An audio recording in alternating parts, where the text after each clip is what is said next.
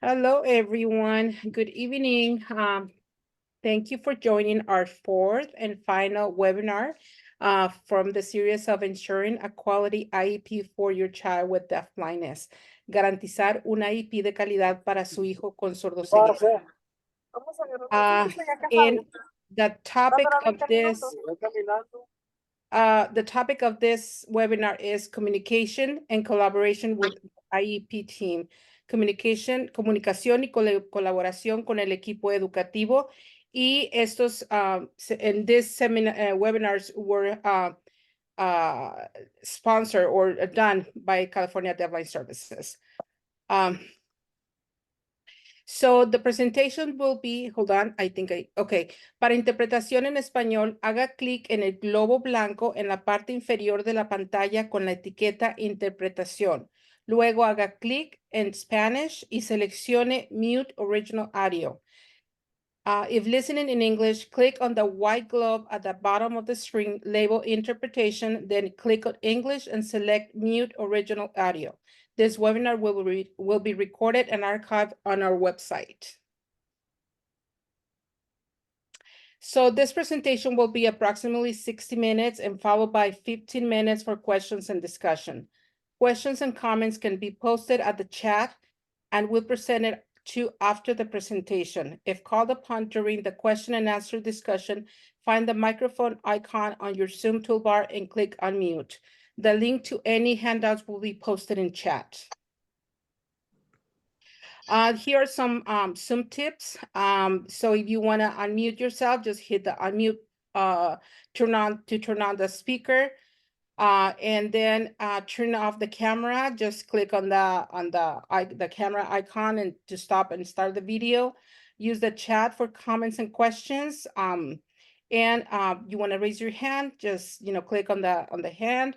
And once it's finished, just hit the leave the room. And I'm going to turn it on to Julie. Thank you very much, Myrna. Welcome, everyone. Thank you so much for joining our final webinar in the IEP series. And a special thank you to all of you that have attended all 4 sessions. It is my great honor and privilege tonight to introduce our 2 guest speakers, 2 of our phenomenal staff members on the CDBS team. First, we have Myrna Medina. She has served as a family engagement specialist for CDBS since 2000. She is a parent of 2 children, one of whom was born with deafblindness, and her child is the reason that she shifted to this field of work. Myrna is a native of Mexico and is fluent in English and Spanish and has been instrumental in ensuring linguistic and cultural sensitivity and integrity of all CDBS products and activities in Spanish. Through the years, Myrna has served on advisory boards for various family organizations, facilitated family support groups in English and Spanish, hosted and facilitated Spanish study groups of the Open Hands, Open Access modules. She has also developed and facilitates the CDBS Family Support Providers Group, which has provided support to families across California for almost 2 decades. Myrna's interest lies in supporting families to feel empowered to tackle the adversities and challenges of parenting a child with a disability, including deafblindness, as well as helping them make space to enjoy life, which each and every family deserves. Janelle Dowling is the educational specialist for CDBS. She is a graduate of the SFSU CDBS Deafblind Endorsement Program. She has already been working in the field of special education for 17 years. She's worked in the role of a paraprofessional, a classroom teacher, a school inclusion specialist, and a special education consultant. She's worked with many different families and educational teams supporting learners of all ages. I can't think of 2 better people for you to learn about communication and collaboration with your IEP team. Take it away. Thank you, Julie. Next slide, Myrna. So we are really looking forward to digging into this topic. For those of you who have been with us for the previous 3 webinars, we talked a bit about what we're going to get into tonight, and I'm really looking forward to hearing from Myrna on these topics and Our objectives for the night are first, understanding the importance of communication for the best team dynamics, to understand the importance and purpose of team collaboration, recognize the roles and responsibilities of each team member, including family members, highlighting family members, and learn strategies for fostering good communication, collaboration, and gentle advocacy. And Myrna and I are going to team up throughout the presentation and talking about all of these topics and sharing some examples of practical tools and strategies that you can use throughout our conversation. And I'm going to pass it back over to Myrna. Thank you, Janelle. Let me just say that I really like talking to families about, collaboration. I think collaboration and communication is key to have a good teamwork with, to support our student or our child. And I have this example of my team. This is my team. I created this picture, and this is my image of what a team is. Like, for example, in the middle, we have the bigger circle, and that represents the child. And then we have, other circles around it. And the closest to the student or to my child is my family or my immediate family or my community that are really close to my child. And the next circles are the medical team, and the school team, and then and then you keep on adding circles. So this is an exercise for you too. You can, if you want to print this once you get the handout, this could be your team. You can start adding names, and you'll see how many team members are in the life of your child. And we only talking right now about the IEP team, which is the educational team. But even though when we talk about the educational team, it's a very large team. We sometimes don't think it that way, but once you start putting names to the circle, in this case, you'll find out that it's a huge team. We can say is that TVI or the DHAs, the O&M, the AAs, the assistive technology support, and the 101A, the general teacher, the special ed teacher, and just the list goes on and on and on. So, and you'll sometimes figure out that you need more circles. So just be aware of that. And like I said, could be a good exercise for you. So let's talk about collaboration. What is collaboration? Collaboration is defined as a coordinated team culture in which the team is willing to share, support, and explore options together to try to achieve the desired goals. The collaboration is not just working together to deliver something, to deliver a project. It's more like sharing a sense of purpose, is more like sharing responsibilities, is mutual respect and trust, and clear communication. So all these key ingredients makes a good collaboration. And I'm sure there's more, but we're gonna be talking about this more. So the two main ingredients for collaboration is communication, which is the exchange of information that has the same purpose or some purpose between people through different methods. It could be oral, written, nonverbal. You can text or type or email. The communication is something that will bring the message to the other. And communication is, we have to remember that communication is a two-way street. It's not just, I'm going to just tell someone, but I also want some feedback. I want some response. So communication comes both ways. I tell you and you tell me too. And also is the disposition is another key ingredient of this collaboration. And hopefully this is a good disposition. Disposition could be positive and negative, but we're going to just think about the positive here. And it's a general attitude to learn more about, the child, to learn more about what is it that he or she needs in order to succeed in school. It's the disposition to cooperate and support each other, is cooperating with the school district, is cooperating with the team. What is it that they need from me as a parent? is working together to the same goal, is working to achieve the same goal, is to share information, is not keeping anything to me, is if I have something that, is related to my, my child that will benefit in school, I have to share, it's good to share with the school or the team. It's the commitment that I have to do what I say I'm gonna do. It's just for my own responsibility to do it and to, to do the activities that will, achieve the, the goals that I said I was gonna do. And to participate, to be actively participating, that will give me the opportunity to be to have a seat on the table when when we make decisions. So so these are the two key ingredients for a good collaboration. So why is so important? Why communication is so important? Because it promotes consistency. It is crucial for everyone on the same team, on the team to have this, to be on the same page. It promotes routines. We have to be consistent in participation, and it to be active participation in in the meetings or the information that I'll be providing to the team. It promotes security and confidence.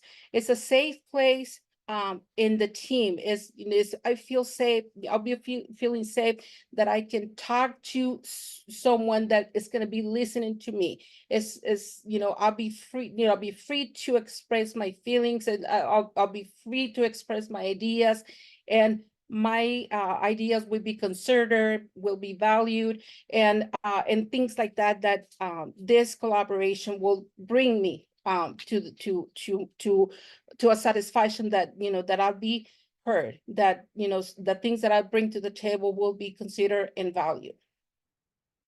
So I'll encourage commitment and participation from all members. It's not just me.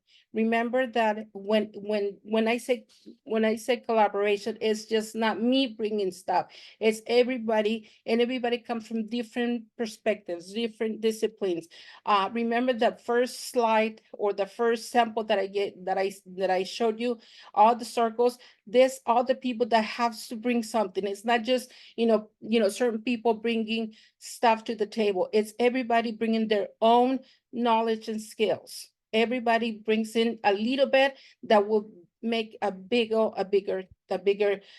effort to support the child. And provides information. Also, communication provides information about the news, something that has happened lately with your child.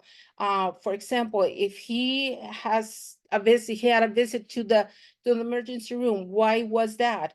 Or what came after that? Or something exciting, like he just made a goal, or he just started a new after school program. Things like that that will benefit the team to know. And also provides a history of the child. If you as a parent have been with your child all the life 24/7, so that the ins and outs, and the goods and the bads, and the things that have happened in the past month, in the past years, and all this history. It sometimes it by heart, sometimes you have to write it down, but you can bring that to the team. So that's why it's so important. Also the sentiments, something that you felt that it wasn't right, something that you didn't take it well, or it was a misunderstanding, you feel awkward. This is you feel the responsibility or the freedom to say it, to express it. And also confirmation, something that is going well. Well, I just want to confirm it. I want to say thank you, and I want to just reaffirm that it's going well. So all this communication is really important for the parents to have this with the team. It's not just one person, but with the team, and try to make it as clear as possible. And so I'm going to pass it on to Janelle, and then I'll be back. I really appreciate all of what Myrna was just sharing about collaboration and really the importance of communication and collaboration, and from the team's perspective, because I've been on that educational side of the team in most of my roles. It's really important for you as parents of deaf-blind learners and thinking about your children in particular and how unique their needs are and their learning styles are and their histories are and what you as a family is bringing to the team, and remembering that the team that you're working with may not have ever been formed in this way before, that all these service providers might be working together for the first time, or maybe the SLP and the OT have worked together, but they've never worked with a TVI before, or the DHH and the TVI have never been on the same team before. So remembering too that you are part of bringing this team together, you and your child, and it could be the first time they're working together. So helping your team be grounded in that beginning of their relationship as a team also is really an important thing to recognize, that collaboration and communication, you might think you're jumping into a team that has worked together before and already has that, and you're the new one, but really thinking about the team as a new team, and we're building this, collaborative team together, and thinking about, okay, from the beginning, we all need to be thinking about this. I think that's an important thing for parents to recognize, that it's not that you're jumping in as a new member to a team that's already functioning, that you're all building a new team together. And we have this great video that we want to play for you. Myrna, do you want to hit play on your end?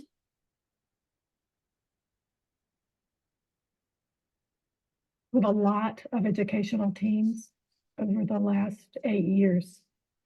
And many of them are, I don't want to say teams in name only, but they're certainly not collaborative teams.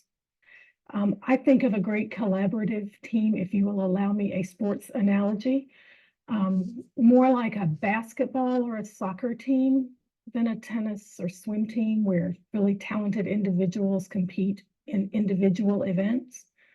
A good collaborative team is more like that basketball team where there are different skill levels, different roles, but they're all working toward getting that ball in the basket. And you don't see it often. Next slide. So there are a lot of common obstacles that come up. Some of you have probably already come across some of these obstacles in any team communication, but particularly with an IEP team or with an educational team, some of these things come up more frequently. So really that basis for understanding the true meaning of what it means to be a team, and each member is coming in with their own background and their own concept of what it means to work together or what it means to be on a team. They may be on other educational teams that aren't collaborating as often, or maybe they're bringing their expertise to the team, but they don't have time to work with everyone else. And on this team, we really need to be collaborating and sharing information all the time, like Myrna was saying. Time availability and scheduling conflicts is a really big problem, especially in California, where service providers and families are very busy. And so when you're trying to schedule time to meet with each other, or to plan for the IEP, or to hear about progress, or even to share news, really thinking about how to go about that scheduling in a way that makes it so that everybody can be involved can be tricky. And just considering, everyone's caseloads can be really high, or you might have many kids in your family, or your child might have many medical appointments that you're trying to get to. And just being really open with each other about your availability and sharing those time slots that are going to work for you, and being open about why certain times won't work for you and your family can be really helpful for the team.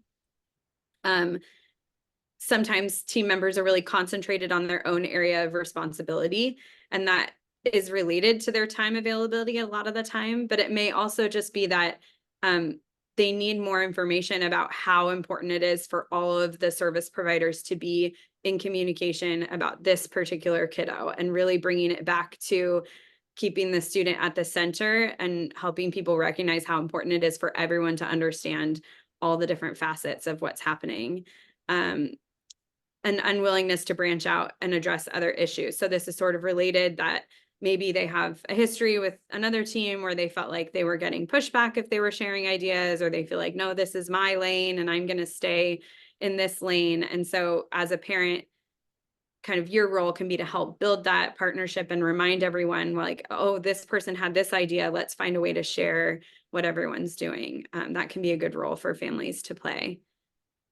Next slide. So one of the things that has come up the most in my bigger teams with IEP planning is scheduling, because we have so many team members, like we said, and we're all so busy. So a doodle poll can be really helpful as a practical tip. So this link is a live link when you have the handouts. And this is a website. It's free to use, but it's been really helpful for my teams that have a lot of people. It sends out a poll. The initial person who starts it can set start and end times, or they can enter the times and dates that they're available. And then it goes out to everyone. People, it's like a survey people fill out, and then it tells you what times everyone's available. So it gives you the live data. And it has been really helpful for planning meetings with a lot of people involved. You could consider holding mini team meetings. So sometimes it's hard to get everyone in the same space at the same time. So you could consider having service providers who overlap the most, or whose services work on similar goals, and having mini team meetings and a part 2 meeting if you need to, or when you're preparing for the IEP and you want to meet with providers ahead of time, doing these smaller groups can be helpful, and then just making sure you're sharing that information out. And virtual meetings have been easier since a lot of school districts have shifted over to Zoom meetings or Google Meet or whatever virtual platform they're using. These are easier to schedule because providers can be more available and families can have more flexibility with where they're joining from. But if you do prefer an in-person format, and we're going to talk a little bit more about, you know, your preference might be that you need to be in the same room together, and that communication dynamic is different than a virtual dynamic, it's your right to request that as well and talk with your team about what that might look like. Okay. And the biggest thing is putting your child first, putting that student first, and helping everyone kind of stay centered on that focus. And this is the most effective way to overcome these obstacles. So if you're struggling with scheduling, saying, you know, my child's IEP date is coming up, you know, he has these appointments at this time that we need to go to. It's really important that we meet ahead of time to plan so that his needs can be met, and just kind of keeping everyone focused around the child. At the actual meetings, there's a lot of strategies that families use to help everyone stay focused on the kid. Sometimes educational teams will do this too, is bringing pictures and kind of sharing examples and bragging, using it as a chance to show off some good images or video clips. Ask your child if they have some input to share, or seeing if you can incorporate some quotes from them or some video clips of them thinking about what their progress looks like or what their goals might be. And then reminding the team why you need a timely response. You know, I'm hoping that you can respond to this email in the next week because we need to be able to meet before the IEP, or I'm hoping to draft some goals ahead of time, and giving a specific reason about why you need that quick response can kind of help teams stay focused. And then this is another video we wanted to share with you about fostering that quality team communication. So sometimes you're jumping into a team and you might feel like, okay, we started out fresh, but now everyone's sort of getting too busy. It's the spring, everyone's doing assessments, and we're having a hard time communicating. So this shares some good ideas. Sorry. I don't think we have the, I'm sorry. Oh, yeah. Oh, there it Okay. goes. It is working. There's one simple vision anyone can use to improve vision, so you can say goodbye to your optometrist for good. Did you? I love working on a team. Working on a team, I think, starts, the first difficulty is that everybody has a different understanding of what team really means. And ideally, I guess it should be that everybody on the team is an equal member on the team, brings an equal amount of expertise, has an equal amount of input. That's not necessarily how it works for many, many reasons. One reason is, of course, a time constraint. Another reason is personalities. It is not easy being a team member because it goes against everything. It doesn't go against. It's so different from what we're used to. When I first started working I was considered the expert, the hearing impaired expert. And so instead of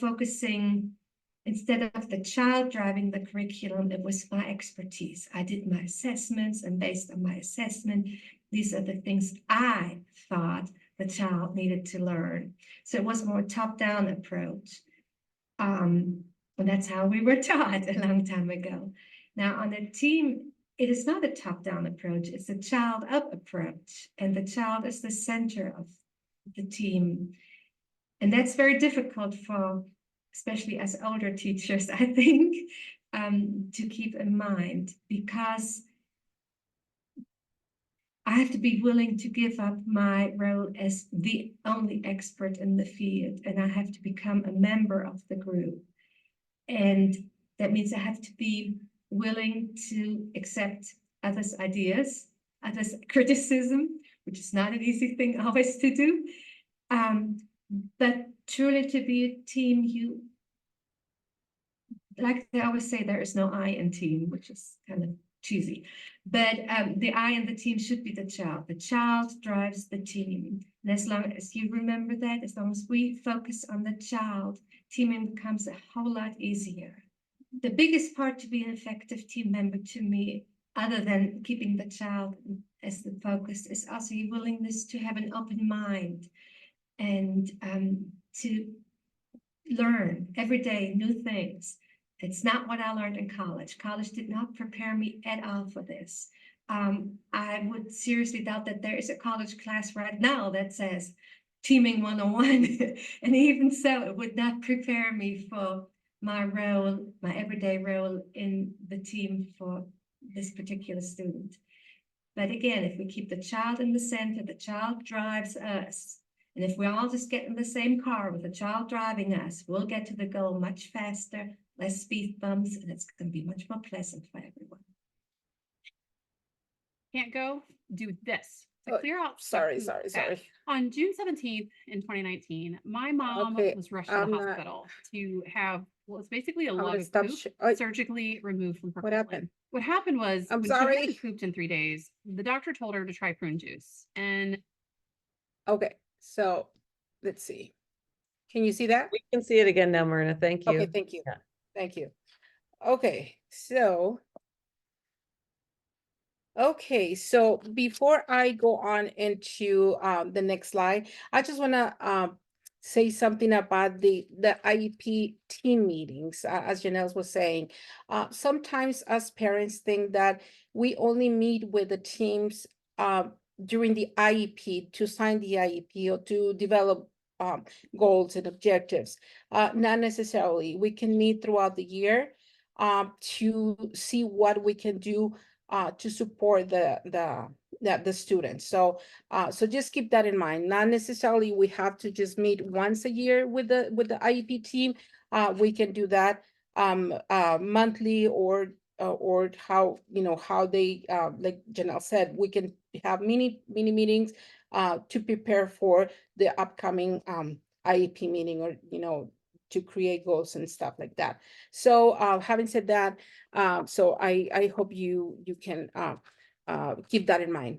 So for the team to have effective communication, we have to use understandable and friendly terms. Sometimes we go to the IEP and we have all the intention to be there and to listen, but even with the well intentions that we have as parents, other people start, and even us, we start, talking words that we don't understand, like different terminology, and all the intention goes out the window because we just don't get what the professionals are saying. So I, when I talk to professionals and when I talk to parents, try to get to a good medium or medium point that we definitely have to talk friendly terms and be aware of that. And also use I statements. When we send a message, just take the responsibility for the message and withhold judgment. And avoid the statements that you begin with you. It's like, just don't say, like a second person statement, because it's usually accusatory. So, try to be more mindful of those statements. Okay, so the collaborative team is defined, like I said at the beginning, as a group of individuals working together to achieve mutual defined objectives. Again, and again, the collaboration doesn't have to be a burden on anyone. It is a culture that everybody's going to work for the same goal, and with the same purpose. Working together as a unified team will definitely help the student. Sometimes is, feel that it's us against the school against us. That approach sometimes affects, or many times affects, the student. So we try to be mindful of that, and work together as a unified team, and that will help, better results than the me against them approach. So it's every time it's a good reminder that say, this is everybody working to the same focus. Let me change, sorry. The member support and mentors, the collaboration it really matters, because every member supports each other, mentors each other. Everybody comes from a different perspective, different knowledge and skills, and sometimes I always said the parents have are really a key member of the team. Us parents can teach teachers or professionals a lot about a child, about the things that are going on a daily basis. So we as a team, we have to support each other and mentor each other to the same focus. The focus is the child. It's not like I have everything or they have everything. If everybody has their own knowledge, they can bring it to the team, and put it in a big pot and mix it and make a better program for the student or the child. Remember, all the team members work together to achieve better results. I think that's we have to put it in like a big banner every time we go to, I don't know what is happening here. Every time we go to an IEP is we have to keep that in mind. We have to always work together to achieve better results. It's not just what I want. It's not what the school district or the team wants. It's what is best for our child or the child, and maximizes the potential strengths and contribution of our members. Everybody, it's a win-win. I always said it's a win-win. I learn more about the professionals, I'm more about, their disciplines and the things that they bring to the table, and they learn about me, they learn about my child, and everybody wins. So, all this time I've been saying that the focus should always be on the child. Like I said, it's not just what I want, or it's not that what I think is the best, for my son. We have to, provide information that indeed is what my child will benefit from. So many times also our emotions get in the way. It's, to be honest, we as parents, when we talk about our kids, and sometimes it's really fresh in our minds, and we're still grieving for for things that that are happening. Every time that something's comes on, it's we start grieving again. So our emotions are always on the first line. So they get on the way, and they're redlined, and so we have to be really mindful of that. And because our emotions are on the front line, our ability to listen and to cooperate and be there gets blocked. So we have to really work on that. So sometimes the school does the same thing. So both one that when it gets really hard on this communication or this collaboration, everyone gets really defensive, and, I don't want to use that word, but everybody, their wall, it's really blocking, that communication, and nobody wants to give in, and, and it's like, this is what I want to do, and these are my ideas, and the parents, the same thing. So we don't want to, we're not saying that this is bad, but, it is not a meaningful collaboration and in the best interest of the child.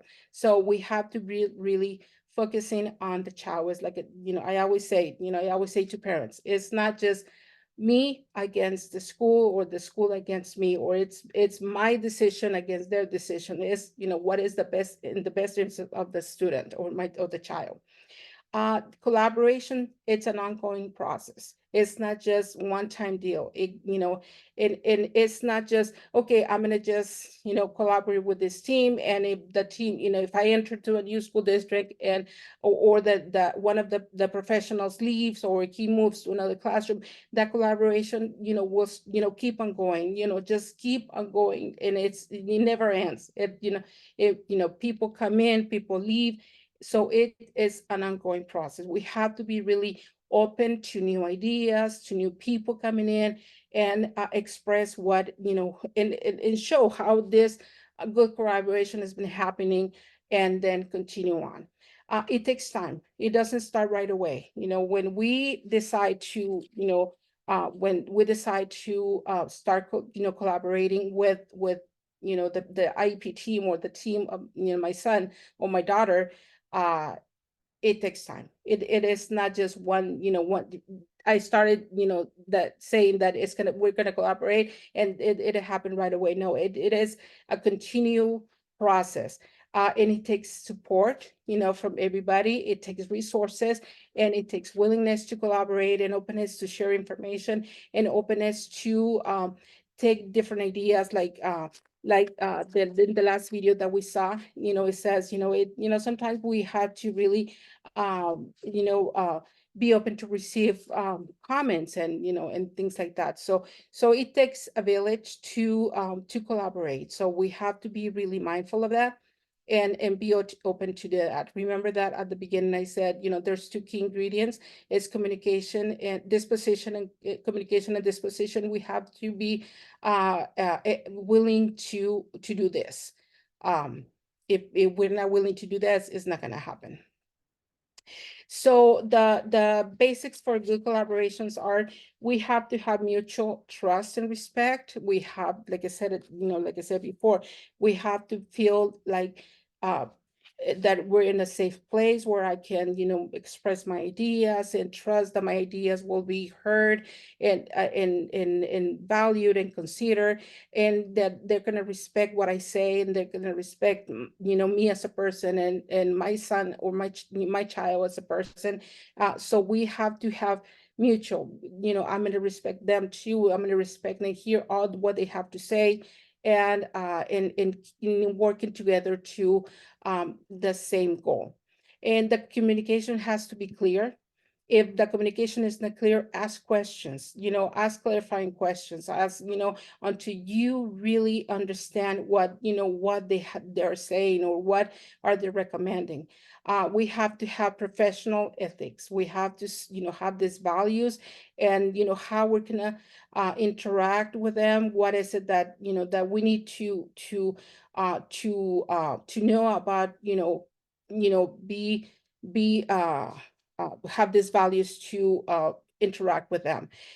We also compromise to do the things, to cooperate, to collaborate with them, to bring the information that they ask me to do, or vice versa. If I, if they, we have to meet, we have to be on time, we have to bring the information, we have to provide all the, the resources that we've learned, like through these webinars, it's something that you learn and you want to bring to the team. This is your compromise. You compromise to make every single effort in the best interest of of the child. Equity and equality, it's just the fact that everything is going to be fair, and you are an equal partner in the making decision table. So this is collaboration. And also have, advocacy, knowing your rights, knowing that, what are your parental rights, and the school, needs to provide that to you. And if having all this will, help you with the deep and meaningful conversations that, will, be, have good, meaningful conversations. And this will be, means asking questions like what and why and how we're going to do this. So those will help definitely with achieving the goals that we say. So more important factors, like Janelle was saying at the beginning, the parents and professionals come from two different perspectives. The parent brings a family baggage, like for example, they have, family issues, or the couple situation, or they have the financial hardship, or, the cultural, or the family dynamics, the siblings or other kids, parents have all this. It's not just being a mom or a dad of a child with disabilities or deafblindness. Is just, we have a life, we have something. Same thing with the professionals. They're really busy, or they have other commitments. So everyone has their own things. They come from two different perspectives. Also, parents, we are talking about your child, and every time, when they talk about, our child, it hurts. And sometimes it's, brings us happiness, but sometimes it hurts. Well, sometimes we just, it's again, just a reminder that, our child, can do stuff. And actually, when every time we talk about going to an IEP, an IEP meeting or other meetings that we talk about our child, I usually recommend, and this is my personal experience and my personal tips to give to the families, is, to always talk about the positives about your child. We always talk about, the things that they cannot do. The things that, they can do, even, little things are big things for us. So just talk about, how they're really happy, or they're really, something that is really positive about your child. So, that will make a big difference, and that will bring more, that will lighten the meeting, and there will be more human, when we talk about that. And the emotional experience for your child, like I said, every time we talk about, our kids is, especially the kids with disabilities, is, hits something like it pushes a button that, will also be reminded that the things I cannot do. So, just, this is, a tip, like a tip that I always tell parents. So professionals bring with the theoretical and practical ideas to work with the student. What they learn in college, and the things that they have to do, by the book. So that we have to really understand that we're trained to do that, and so that's why sometimes we just don't click, because we as parents bring our own perspectives, and the professionals bring their own perspectives. So our task is to work together to make it a better program, or a better environment for our child. What if there is a breakdown? Sometimes you put in all the effort to develop strong collaboration, but still it's difficult. So like Janelle was saying, when there's obstacles, of course, there always going to be obstacles with collaboration that we have to tackle. The first thing that I say is locate what are the communication barriers. What is it that is not working? It could be your language barrier. Yeah, you never know. It might be that way. Or, it could be that everybody's busy. You know, everybody, like the professionals are, you know, they have other kids to serve, or, you know, they have their own lives, and, you know, the calendars don't match, or in the families, you know, also have other kids. They're busy with other children, or they're busy with, you know, with work, you know, or they're not they're technology savvy, you know, just locate what the communication barrier is. That will help us give, you know, they will give us information on how to make the effort to work it out. Find the communication channels. What is it that works? You know, maybe you need to be face to face, you know, working with the school district, you know, because you know, communication sometimes it's not, you know, they always said that if you send a message doesn't have like feelings. It is true sometimes. Sometimes we can read a message and we interpret it that way, different way.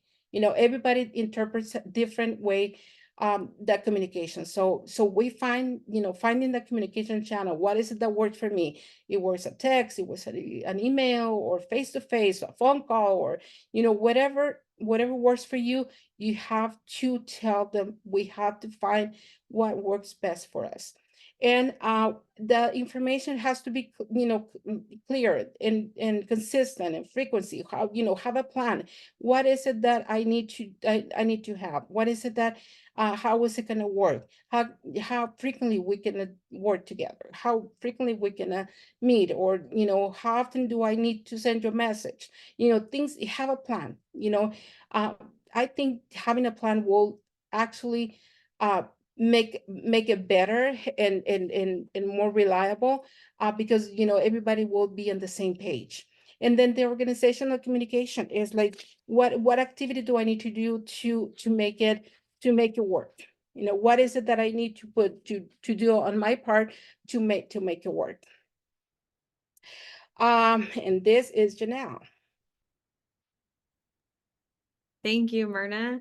So where to begin? At the very beginning, meet your team and tell them your story. So this can be done many different ways. You could be talking with them in person.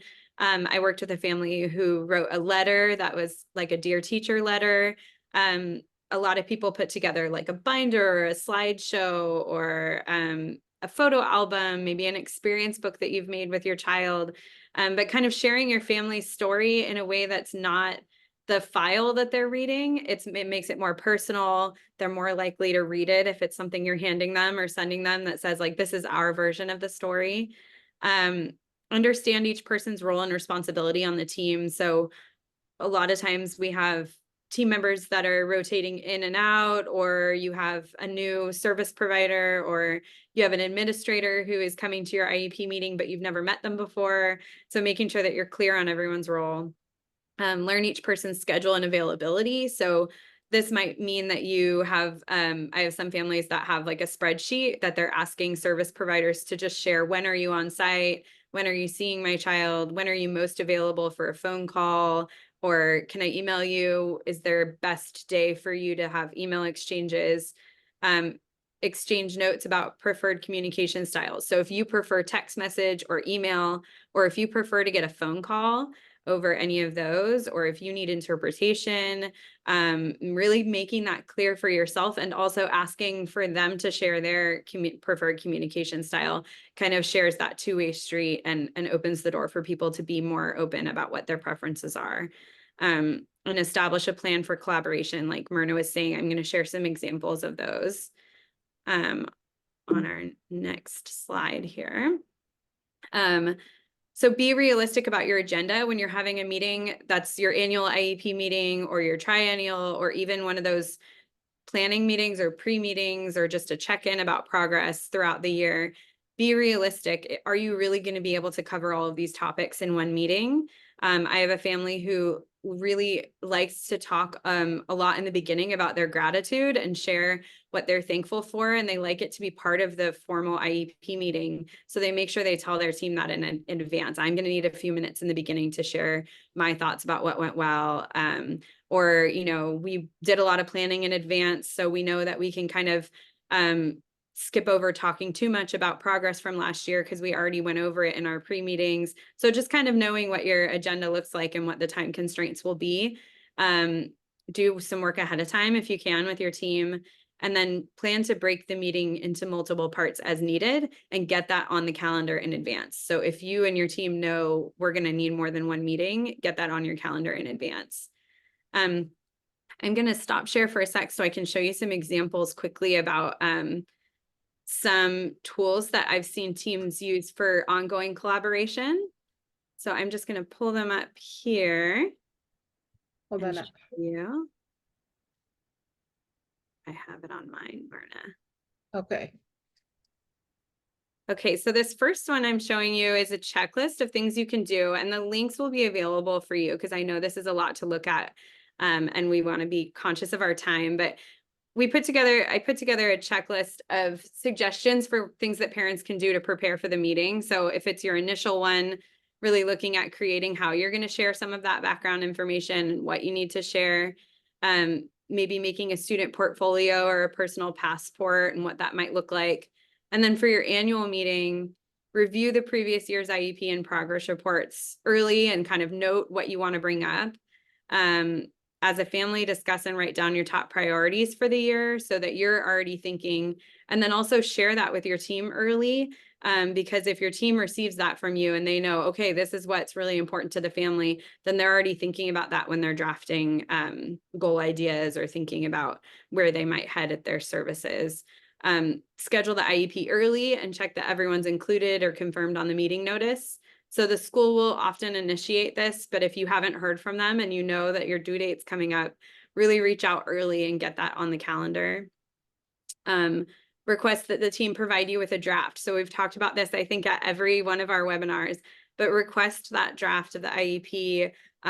I suggest asking that you get it at least a week prior to the meeting so that you have time to review it, but sometimes that's hard to do. So if you're not getting the full draft, you can also request, like, these are the pieces I really want to look at ahead of time. Can you please get those to me?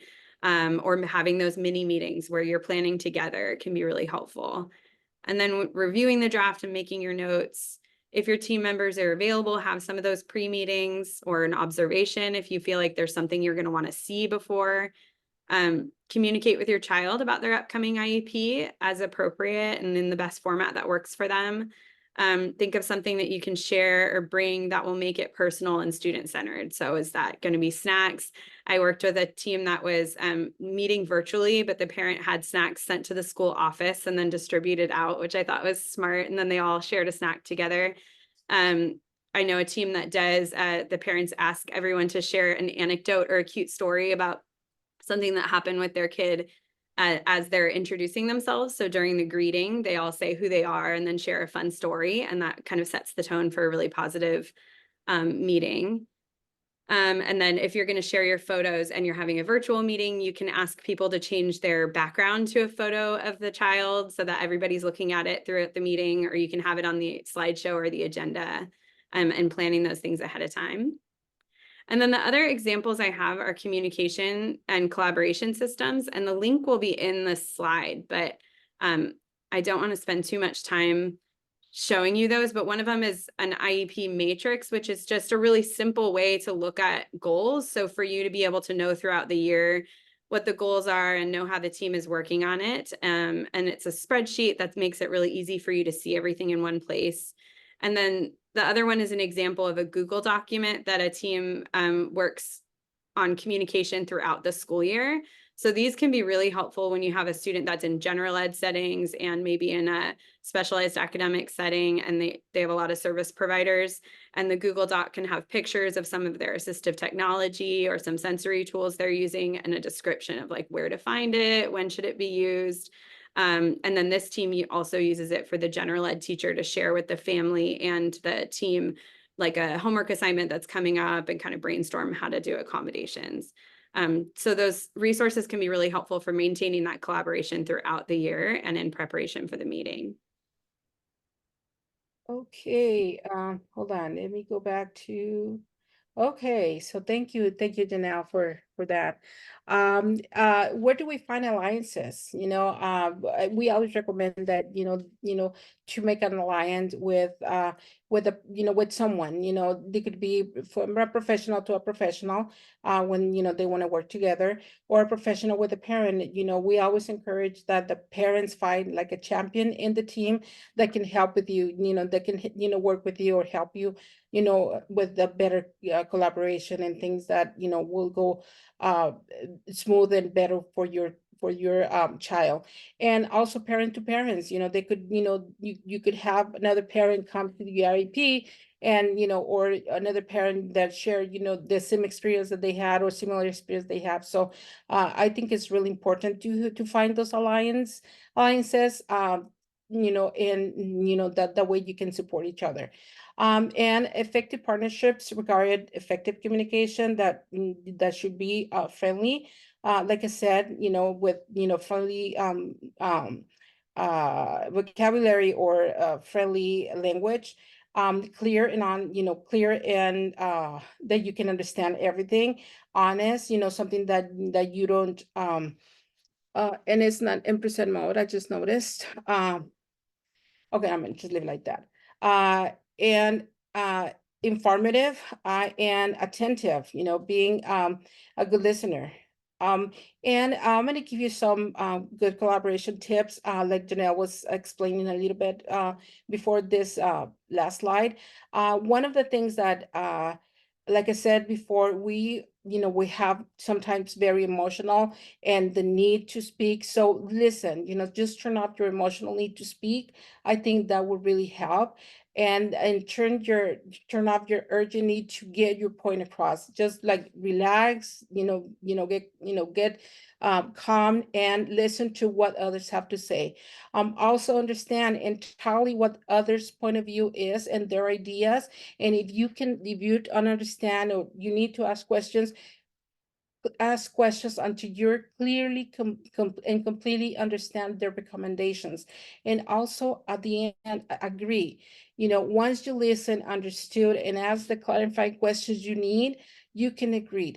But maybe there's, like everything else, maybe you're not 100% sure still that you can agree to what they're offering or what they're recommending.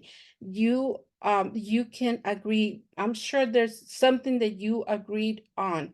It could be as little as, agree that he needs, that my son needs more services, or might need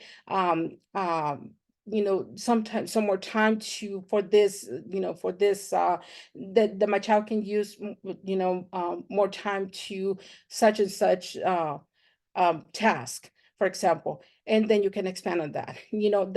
Everybody will, be open to listen.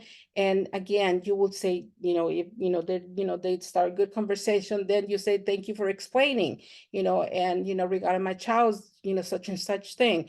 And then agree to something that needs to be, I agree to something that needs to be done to further assist him on this area. These are just an examples of, what you can do to make a better communication and to make a clear and better communication with, with the IEP team. And then maybe you can also, if you want to just, ask if they want to try what you're suggesting, just say, what your thoughts of, trying something like X, Y, and Z, and then you explain, I've noticed that, this works better with, when he's working with his one-on-one aid, or, things that, just calmly, and friendly, have this really good conversation. And this could lead a discussion rather than an argument. So we have to really make it that way, or play it that way, so we can, collaborate and, have very trusting relationships and open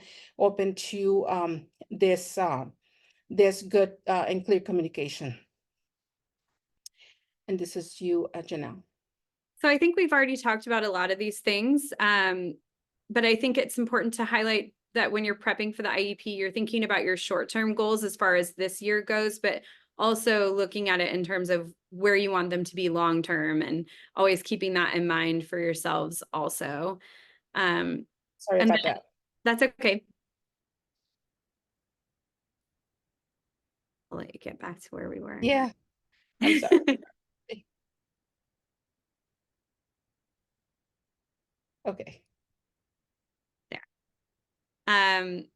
And then just reaching out to other parents, like Myrna or FSPs are a great resource, but also, you know, joining workshops or joining support groups or reaching out to other parents at the school who share your IEP team members can be a helpful way to find out, hey, I know you're working with this service provider too. What's a good strategy that's worked well for you to get a hold of them when you need to or something? And we can go to the next one. And then when you're thinking about what you're going to share with your team each year or at the beginning of working with people, really focusing on the key essential things that people are going to need to know right away. And then also the positive side of it so that you're really bringing in that personal piece and sharing their learning style, what you know about how you're interacting with them at home and, you know, what you know works or doesn't work can be really helpful for new team members. Yeah, and every team member has a unique need. Like Janelle say, you know, sometimes, you know, the time is not, you know, everybody, you know, can work at the same time. So we have to really work it out. We, you know, the doodle poll is a good way of you know, making time, you know what, you know, that works for everybody. Tools and resources. You know, there's lots of information out there that can, you know, that we can provide to the team, and, you know, that will help also in to better support the student or the child. Information, all the information that we can provide. We have, you know, the language access, you know, if, you know, there's a language barrier, you know, have the interpreter or, you know, the better way to access, you know, this communication things that we need to do. Also the space, what is it that, you know, where is it going to be? You know, we have to find it a space where to work, or, you know, it is going to be on Zoom, or, you know, we have to really work all these things out in order to have a really good teamwork, you know. And it's, you know, it's like I said, it's not just you and doing all the work. It's the teamwork and the opportunity to that everybody needs to express themselves. Everybody needs to bring to the table their knowledge and skills. Everybody needs to have the opportunity to make decisions. Everybody has the you know, needs the opportunity to be, you know, to bring what, you know, their knowledge and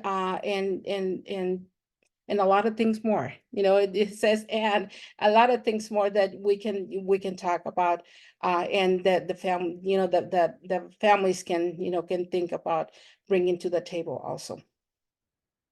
I always like to finish with something, a quote, and I really like this quote from Kara, who is a parent. And I always, when I talk to parents, I always, you know, tell, you know, encourage them to talk about their story, you know, like Janelle said, you know, talk about that, you know, the strengths and needs, or, you know, something about your child. And I always encourage the families to do all about me, you know, to talk about your child. And this will make a big difference. So I'll read what Kara wrote. No one brings to the table the same experiences or thoughts. These are unique and need to be shared so that others hear them, begin to understand, and have other point of reference. Not all the time you agree, but it helps to have a better understanding. A new way of thinking can be powerful and may change things for the next person. So this means that not everyone will, you know, will have the same point of view and they will agree to everything, but just, you know, just being mindful that everybody deserves to be heard and deserves to be understood and valued. I think that's a key, and everybody, you know, will model for the next person to come in the team. And I think we're stop sharing. And we'll open for questions. Thank you.